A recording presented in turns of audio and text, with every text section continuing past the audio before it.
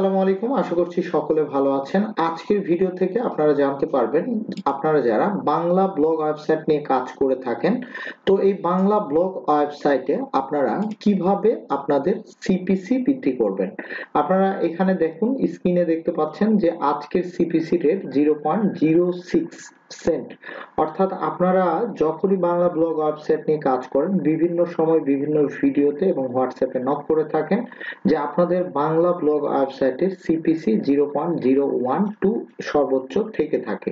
তো আজকের ভিডিওতে আপনাদেরকে সম্পূর্ণ বিষয়টি ক্লিয়ার করব যে আপনি চাইলে কিভাবে এই সিপিসিটি আপনারা বৃদ্ধি করবেন বাংলা ব্লগ ওয়েবসাইট হওয়া সত্ত্বেও। এখানে স্টার্টে দেখুন, এখানে যখনই আমি সিলেক্ট করেছি এখানে কিন্তু 0.05 অর্থাৎ 567 এর মধ্যে যখন সিপিসি থাকবে বাংলা একটি ব্লগ ওয়েবসাইটে, আপনি কিন্তু ভালো মানের একটি আর্নিং প্রতিদিন জেনারেট করতে পারবেন। এবং লাস্ট 7 ডেজ যদি আপনারা দেখেন তাহলে এখান থেকে দেখতে পাবেন 0.04।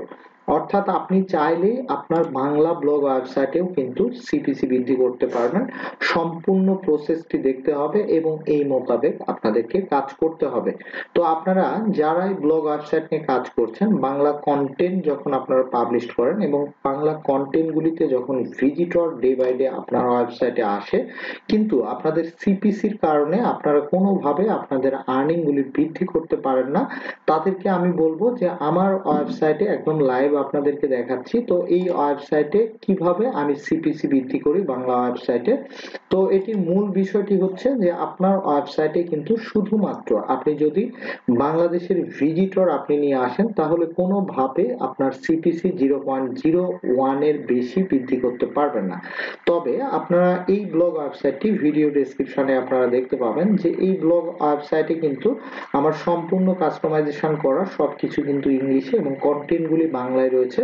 পাশাপাশি আপনারা যদি ক্যাটাগরিসে আসেন তাহলে এখানে অসংখ্য ক্যাটাগরি দেখতে পাবেন যে এই ক্যাটাগরিতে কিন্তু ইংলিশ কন্টেন্টগুলি দেওয়া রয়েছে। এবং এই ইংলিশ কন্টেন্টের ফলে যেটি হয় যে এখান থেকে বাহিরের কান্ট্রির ভিজিটর কিন্তু এই ব্লগ ওয়েবসাইটে এসে ভিজিট করে এবং বাংলাদেশি ভিজিটর এবং বাহিরের কান্ট্রির ভিজিটরের ফলে এখানে কিন্তু সিপিসিটি ডে বাই ডে বৃদ্ধি পায় এবং প্রতিদিনই আপনি দেখবেন যে আপনার সিপিসি গুলি কিন্তু বৃদ্ধি পাবে। তো এখন কথা হচ্ছে যে বাংলা ব্লগ ওয়েবসাইটে অনেকেই চিন্তা করে যে ইংলিশ কন্টেন্ট এবং বাংলা কন্টেন্ট দুটি কন্টেন্ট যদি আমরা পাবলিশ করি সেক্ষেত্রে র‍্যাঙ্কিং থেকে হারিয়ে যায়।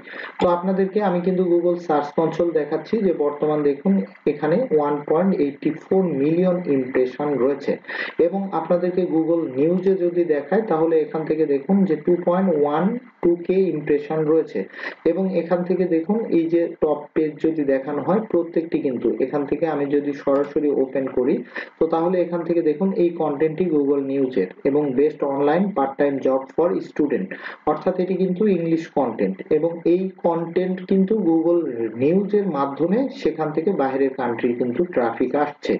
পাশাপাশি আপনাদেরকে গুগল অ্যাডসেন্স এর যদি কান্ট্রিজ দেখায় লাস্ট 7 ডেজ এর, আপনারা দেখুন এখান থেকে ইন্দোনেশিয়া, শ্রীলঙ্কা এবং এখান থেকে ইন্ডিয়া এবং আরো বিভিন্ন বাইরের কান্ট্রি, বাংলাদেশেও বাইরে, এখান থেকে যদি স্ক্রল করি ইউনাইটেড স্টেট থেকেও কিন্তু আর্নিং হচ্ছে এবং ভিজিটর আসছে। তো এখন আমরা যদি আমাদের ওয়েবসাইটটিকে আমরা স্যামরাশের সাহায্যে একটু অ্যানালাইসিস করি তাহলে আরো বিষয়টি আপনারা সম্পূর্ণভাবে ক্লিয়ার হবেন। তো আমরা এখান থেকে কিওয়ার্ড ওভারঅল এখান থেকে জাস্ট আমরা এটি সিলেক্ট করে দিব স্যামরাশে, দেন এরপর আমাদের ওয়েবসাইটের ট্রাফিক অ্যানালাইসিস করে দেখব যে আমাদের ওয়েবসাইটের সিপিসি বাংলা ওয়েবসাইট হওয়া সত্ত্বেও আসলে বৃদ্ধি পাওয়ার মূল কারণটি কি। তো এখান থেকে আমরা ডোমেইন দিয়ে দিলাম, এরপরে এখান থেকে আমরা ইউনাইটেড স্টেট দিয়ে দিব, শুধুমাত্র এই কান্ট্রিটি সিলেক্ট করে আমরা দেখব। দেন এরপর এখান থেকে যদি সার্চ করে দিই তাহলে দেখুন এখান থেকে আমাদের ওয়েবসাইট এই যে ইউআরএল রয়েছে এবং এখান থেকে দেখুন ইউনাইটেড স্টেট থেকে 5.3k ভিজিটর আসছে। অর্থাৎ এই ওয়েবসাইটটি আপনারা যে দেখতে পাচ্ছেন ইংলিশ কন্টেন্ট রয়েছে। এখন আমরা যখনই স্যামরাশে এটি দেখছি এখান থেকে আপনারা দেখতে পাচ্ছেন যে ইউনাইটেড স্টেট থেকে কিন্তু 5.3K অর্গানিক ভিজিটর কিন্তু এই ওয়েবসাইটে প্রবেশ করছে। তো এই ধরনের মেথডকে অ্যাপ্লাই করে, অর্থাৎ আপনার বাংলা ওয়েবসাইটে কিছু ইংলিশ কন্টেন্ট দিয়ে সেই সকল ইংলিশ কন্টেন্টগুলি থেকে যখন আপনি ইমপ্রেশন নিয়ে আসতে পারবেন, তখন কিন্তু সেই ইমপ্রেশনগুলি থেকেও আপনারা কিন্তু ভালো মানের সিপিসি জেনারেট করতে পারবেন। অর্থাৎ বাহিরের কান্ট্রি এবং বাংলাদেশ কান্ট্রির ভিজিটর দুটি মিলিয়ে একটা কিন্তু ভালো সিপিসি জেনারেট করতে পারবেন। পাশাপাশি আপনারা অনেকেই জানেন যে এখান থেকে আমি যদি আপনাদেরকে ওয়েব স্টোরিজ ড্যাশবোর্ডটি ওপেন করে দেখাই, সেক্ষেত্রে আমি ওয়েব স্টোরিজ থেকেও কিন্তু বিভিন্ন বাইরের কান্ট্রি কিন্তু ইমপ্রেশন নিয়ে আসি।